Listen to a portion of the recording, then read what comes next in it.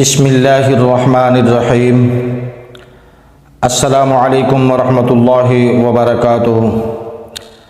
حضرت سیدنا اسلم رضی اللہ تعالی عنہ فرماتے ہیں، امیر المومنین حضرت عمر فاروق اعظم رضی اللہ تعالی عنہ اکثر رات کے وقت مدینہ منورہ کا دورہ فرماتے تاکہ اگر کسی کو کوئی حاجت ہو تو اسے پورا کریں۔ ایک رات میں بھی ان کے ساتھ تھا۔ آپ رضی اللہ تعالی عنہ چلتے چلتے اچانک ایک گھر کے پاس رک گئے۔ اندر سے ایک عورت کی آواز آ رہی تھی، بیٹی دودھ میں تھوڑا سا پانی ملا دو۔ لڑکی سن کر بولی، امی جان کیا آپ کو معلوم نہیں کہ امیر المومنین حضرت عمر بن خطاب رضی اللہ تعالی عنہ نے کیا حکم جاری فرمایا ہے؟ اس کی ماں بولی، بیٹی ہمارے امیر المومنین نے کیا حکم جاری فرمایا ہے؟ لڑکی نے کہا، امیر المومنین حضرت سیدنا عمر بن خطاب رضی اللہ تعالی عنہ نے یہ اعلان کروایا ہے کہ کوئی دودھ میں پانی نہ ملائے۔ ماں نے سن کر کہا، بیٹی اب تو تمہیں امیر المومنین نہیں دیکھ رہے، انہیں کیا معلوم کہ تم نے دودھ میں پانی ملایا ہے؟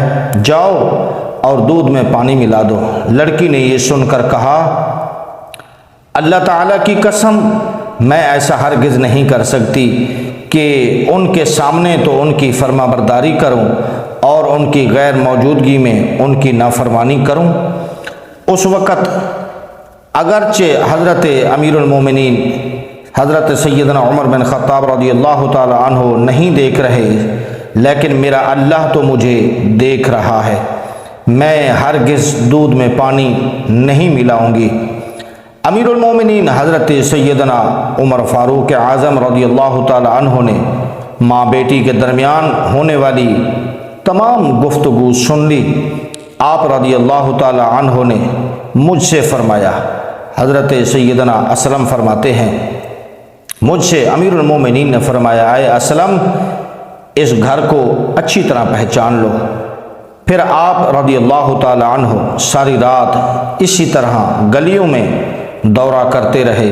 جب صبح ہوئی تو مجھے بلایا اور فرمایا، اے اسلم اس گھر کی طرف جاؤ اور معلوم کرو کہ یہاں کون کون رہتا ہے، اور یہ بھی معلوم کرو کہ وہ لڑکی شادی شدہ ہے یا کنواری۔ حضرت سیدنا اسلم رضی اللہ تعالی عنہ فرماتے ہیں کہ میں اس گھر کی طرف گیا اور ان کے بارے میں معلومات حاصل کی تو پتہ چلا کہ اس گھر میں ایک بیوہ عورت اور اس کی بیٹی رہتی ہے، اور اس کی بیٹی کی ابھی تک شادی نہیں ہوئی۔ معلومات حاصل کرنے کے بعد میں حضرت سیدنا عمر بن خطاب کے پاس آیا اور انہیں ساری تفصیلات بتائی۔ آپ رضی اللہ تعالی عنہ نے فرمایا، میرے تمام صاحبزادگان کو میرے پاس بلاؤ۔ جب سب آپ رضی اللہ تعالیٰ عنہ کے پاس جمع ہو گئے تو آپ رضی اللہ تعالیٰ عنہ نے ان سے فرمایا کہ کیا تم میں سے کوئی شادی کرنا چاہتا ہے؟ حضرت سیدنا عبداللہ بن عمر اور حضرت سیدنا عبد الرحمن رضی اللہ تعالیٰ عنہما نے عرض کی کہ ہم تو شادی شدہ ہیں۔ پھر حضرت سیدنا عاصم رضی اللہ تعالیٰ عنہ کھڑے ہوئے، عرض کی، ابا جان میں غیر شادی شدہ ہوں، میری شادی کرا دیجئے۔ چنانچہ آپ رضی اللہ تعالیٰ عنہ نے اس لڑکی کو اپنے بیٹے سے شادی کے لیے پیغام بھیجا جو اس نے بخوشی قبول کر لیا۔ اس طرح حضرت سیدنا عاصم رضی اللہ تعالیٰ عنہ کی شادی اس لڑکی سے ہو گئی، اور پھر اس لڑکی سے ایک بیٹی پیدا ہوئی جس سے حضرت سیدنا عمر بن عبد العزیز رضی اللہ تعالی عنہ کی ولادت ہوئی۔ سبحان اللہ، سبحان اللہ، سبحان اللہ۔